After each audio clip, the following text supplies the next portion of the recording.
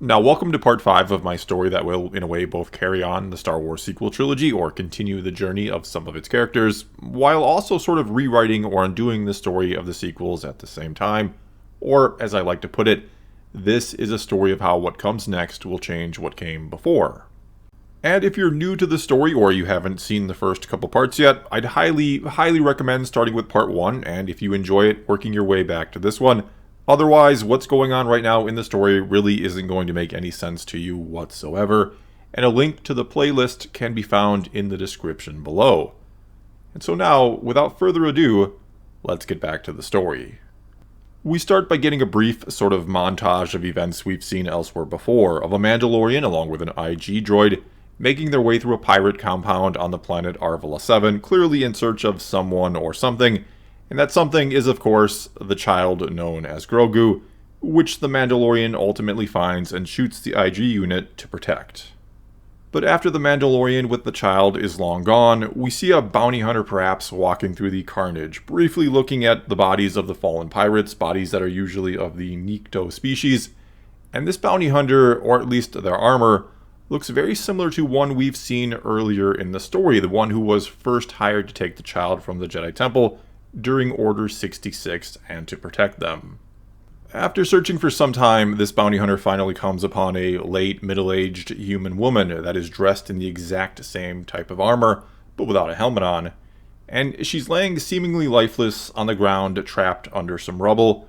Immediately, the bounty hunter tries to lift the rubble off of her, but it won't budge. He begins to look around for something he can use, until he hears her start to groan in pain. He then kneels down beside her and takes and squeezes her hand, causing her eyes to flutter open. It takes then maybe a moment or two for her to make sense of where she is and what's going on or what has happened. And as soon as it dawns on her, we see panic set in. But not for herself, we think, but rather for the one who she thinks has likely been taken. She tries to move, and that's when she realizes she's pinned. This is quickly followed by a horrible sounding cough and blood trickling from her mouth. "What happened?" the bounty hunter holding her hand asks then. The woman shakes her head a bit and says, "I'm such a fool. All these years I've watched him. We've watched him, only for it to come to this." The bounty hunter again says, "What happened?" The woman responds, "The Empire came for him on Elzuna. I didn't know where else we should take him until you got back, who we could trust." There is another brief coughing fit and more blood before she continues. "The Nikto betrayed us. Despite how much we paid them for protection, one of them must have betrayed us, must have put a tracker on him and led the Bounty Hunter Guild right to us." She then shuts her eyes and we see a tear streak down her face. "Find him," she then says to the one still holding her hand. "You have to find him. You of all people know what can happen if he falls into the hands of the Empire." The bounty hunter then removes his helmet and brings her hand to his lips and kisses it gently. And then he says with a voice that we recognize, but one that is maybe quite a bit older than the last time we heard it, "I'll find him, I promise. I'll protect him." She then reaches up and touches his face and manages to smile and say, "I know you will, Poe. I know you will." That's when we see Poe Dameron lay his head upon her chest, though his face is not as we remember it from when we saw him jump through the portal in the World Between Worlds a few episodes back. Instead, it's older, much older, maybe even 30 years older. And upon it now is pain and grief, anger even, as someone who he clearly cared a great deal about draws their last breath. That's when we're taken elsewhere in the galaxy, to a cold and sterile-looking underground medical facility on the planet Elzuna, where Finn sits cross-legged on the floor of a large storage area filled with all sorts of metal crates and canisters. And upon one of these canisters, maybe 10 paces away, is a lightsaber, the Skywalker lightsaber. And with eyes closed, he's reaching out to it, trying to pull it to himself by using the Force. But after several long moments of trying, Finn's eyes open and he grumbles to himself, "This shouldn't be that hard. Rey did it without any training whatsoever." That's when we hear the voice of Mara Jade say, "Never make excuses for your failures. Simply do whatever you must to overcome and succeed." Finn turns his head where she's standing behind him with her arms folded rather impatiently, and he looks up at her and he asks, "Is that a Jedi saying?" She gives a bit of a shrug and says, "Well, the first part of it probably could be." Finn shakes his head and gets to his feet, saying, "This isn't working," but Mara quickly snaps back, This isn't working because you're distracted. Your mind is elsewhere. Dark side, light side, Jedi, Sith, doesn't matter. Both require focus before all else. Finn is quiet for a moment, as if he doesn't want to admit that's probably it, that he's not focused. But then he says, I can't help but keep thinking that if we've changed everything, does that mean Rey will never be born? Part of doing all this was to save her. Now she'll just never be? That's not what I wanted. Mara almost seems to offer him a sympathetic look before saying, first, we don't know if we've changed anything yet. If Palpatine came back, then that means a part of him is still out there right now, wanting to return. But if this Rey was everything you claimed her to be before Palpatine corrupted her, then that means this is what she'd want. She'd give her life, her very existence, if it means potentially stopping him. Mara averts her eyes a bit and then continues, trust me, she'd do anything if it means getting and keeping Palpatine out of her head. Mara, seeing Finn is likely about to ask more about that, about what Palpatine had done to her, quickly says, besides, if or when we change everything, that means a lot of people who were once born will never be. A lot of people who once lived will now die, though many who once died may yet live. You have to look at the big picture here, Finn, at the final outcome. Nothing else matters if it means stopping Palpatine, stopping the ultimate destruction you say he'll bring. Finn stares at her a moment, then says, only worry about the final outcome, huh? Is that one a Jedi or Sith way of looking at things? Mara shrugs. Little of both, I'd say. Both tend to overlook the details in favor of the big picture. The difference is one does it for the sake of the greater good, while the other for their own good. Finn gives her an inquisitive look and asks, and which one are you worried about right now? Why are you helping me? For your own sake, or for the sake of the greater good? Mara gives a somewhat playful, somewhat wicked smile and says, do they have to be mutually exclusive? Can't I get what I want and save the galaxy? Finn thinks about that a moment and doesn't seem to be able to come up with an argument. He then says, I don't see anything wrong with that. And maybe I can do that too. Maybe there's still a way to save Rey. The one I knew, that is. To bring her back after whatever Palpatine did to her. It's then that we're taken somewhere else in the galaxy, somewhere unknown, to a rocky gray world where what looks to be a cold, steady rain falls from an equally dreary gray sky.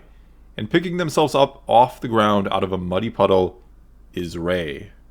And we assume it's the Rey who went through the portal in the World Between Worlds as seen earlier in the story, because they at first look all around and call out the name Poe, who went through the portal at the same time or the same portal as her, but who clearly is nowhere to be found. Rey seems to quickly realize that, for whatever reason, they did not end up in the same time and place, and that it might have something to do with Ezra, as she says softly to herself, is this some type of trickery of yours? If you controlled where I ended up, why put me anywhere at all? Why not put me in deep space to die, the middle of a star perhaps? Because if you think I have some sort of part to play in all this, and that I'll play it, you're sorely... But as she's saying that, a loud and terrible screeching noise that seems to come from above interrupts her, and as she looks up, she sees, breaking through the sheet of gray clouds, is a massive winged creature, almost like a giant dragon, and it's rapidly descending on her position. Rey at first looks all around and quickly realizes there's nowhere to run, nowhere to hide. The hard rocky ground is mostly featureless, other than some mountains far off in the distance that look like jagged teeth biting into the horizon. So she decides to stand her ground and wait, taking hold of her golden lightsaber and igniting it. When the massive creature touches down, causing the ground to shake so violently Rey almost loses her balance, she raises her saber like she's simply going to attack, but before she can spring at the creature, she hears a voice, but not from the dragon-like creature itself. Instead, from the cloaked and hooded figure she now sees riding upon its back, who says to her, "Who are you? How did you get here?" Rey lowers the saber just a bit and responds, still standing tall and unafraid, "I am Rey Skywalker," the figure upon the dragon-like creature says in response. "That name means nothing to me, yet you speak it as if I should, fear you, admire you, applaud you? Which is it?" "None of them," Rey says back. "I neither ask nor command anything of you, which is more than I can say for you, commanding that creature as you do." The figure chuckles. "Command it? No, you don't understand at all. It respects me, for I respect it. and so it chooses to aid me when and where it can. The dark side is control, the light is choice, but one as strong with the Force as you likely already understands all that. Rey forces back a self-gratifying smile and says, "So you have heard of me then?" But the figure quickly shakes his head and says, "No, my gift has always been an incredible connection to the living Force, to the beings who make it up. And so I can simply feel how strong you are with the Force. I can feel your connection, your raw power. But I also sense a great conflict within you, deep, deep within you. Like someone is trying to break free, someone who is not you."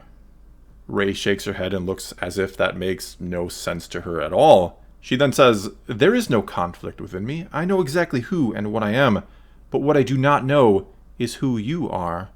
At this, the figure pats the dragon creature once on the neck where he's seated, and so the massive beast lowers its body to the ground, allowing the rider to have an easier time dismounting. This figure then approaches Rey and lowers his hood, and as he does, her eyes go wide with surprise. He then says to her, "The creatures of this world call me the Keeper, but you may call me Ezra Bridger." That's when we're taken back to the world Elzuna, back to the research compound or facility of Dr. Search, who is now in the storage room with Mara Jade and Finn, silently watching, but clearly fascinated to be observing Force training in progress, despite there being no real progress to speak of.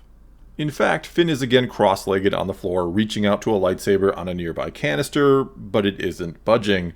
After, just loud enough for Finn to hear, Dr. Search makes a quiet comment to himself about how it seems a high M count doesn't guarantee one will be able to draw upon the power of the Force. Finn starts shaking his head and says, "Nope, I can't do this. You're telling me to clear my mind, but me trying to clear my mind is making me think of the things I'm trying to clear out of my mind." For a moment, Mara gives him a look as if that doesn't make sense, or maybe it's the dumbest thing she's ever heard. But she wipes that away and says, "I was taught to draw on my emotions, to fill my head with everything that made me angry, and something tells me you're not interested in that lesson." Finn frowns out of frustration and says, "That sounds so much easier than this." Mara gives a sort of nod and says, "It is. That's the problem with it. It's easy. You don't have to earn it. You don't have to think about what you're doing with it. You just do without thought or regard. And then before you know it, you've lost yourself. You're doing things you otherwise never would have because you're afraid to lose your power. Then before you know it, you find yourself devoted to a madman because you think he's eventually going to teach you the secret to control it. He's going to help you find yourself again." Mara then pauses to let out a sigh and to shake her head to shake away some of the anger before finishing. "But in the end, you realize he had even less control than you did, that it was all a lie, that everything he promised was a lie, that you cannot master the dark side of the Force, and the harder you try, the more you become its servant."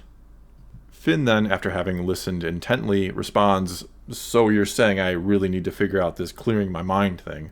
Mara glares at him for a long second before saying, "I thought you said you'd had training." Finn nods. I had some training, not much. Just a few basic lessons and mainly about how to use one of those," Finn says as he points at the lightsaber on the canister, and as he does, it suddenly flies right into his hand. With Dr. Search clapping eagerly and excitedly in the background, making some sort of comment about how he's done it, Finn looks at Mara and says, How did I do that?"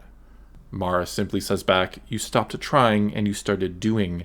Finn looks confused. "But I thought doing without thought was bad. Didn't you just say that?" Mara nods. "It is when you're full of anger, but not when your mind is clear. When you're not worrying about helping people from the future you can't help at this moment and may never be able to help." Finn then thinks about that for a while before asking, "But if I'm focusing on helping others, isn't that a good thing?" Mara says back, "You have to be in control of your emotions if you want to help others. When your emotions control you, the only one you're going to help is yourself. You're only going to act rashly." Finn sighs and looks at the lightsaber in his hand and starts shaking his head. "I don't think I'm ever going to understand this." Mara can't seem to help but nod her head in agreement before saying, "And I'm not sure I'm ever going to be able to teach you, not when everything I know is the opposite of what you should be learning." She thinks a moment, then says, "Who was the one that you said trained you? The one who trained you in the future, I mean?" Finn, who glances at Dr. Search after his face lights up upon hearing "from the future," answers back that it was Ahsoka Tano. Mara frowns and then says, Vader killed Tano on Malachor years ago, or so Vader told Sidious. When Finn gives her a look asking how she knew that, Mara responds, a conversation I overheard between master and apprentice once. She then quietly thinks a moment before saying, maybe Vader was mistaken, maybe he lied, maybe she did survive. Finn then chimes in, and what do you think, she's still there? Mara shrugs. Possibly. It seems as good a place as any to start looking for her. And if she is there, she can train you and then we can go our separate ways. Finn then looks slightly confused, maybe a little disappointed or hurt, and then asks, I thought you, might be on board with stopping Palpatine now. She smiles. I am. You've done that much for me. You've made me see that I was a fool, which I both love and hate you for. Either way, it's why I'm helping you now. But I'm still on board with helping myself. Mara then reaches out her hand to Finn, who is still seated cross-legged on the floor, and for a brief moment an image flashes through his mind of a time on Jakku when Rey reached out a hand to him in a similar fashion. And just like then, he reaches out and takes it. That's when Mara says, come on, let's go see if Ahsoka Tano truly still lives. And that is where this part ends. Well, that's all I've got for you this time. Now it's your turn to tell me what you thought of this part, and what you think might happen next. So leave a comment below and let's talk some Star Wars. And until next time, thanks for watching.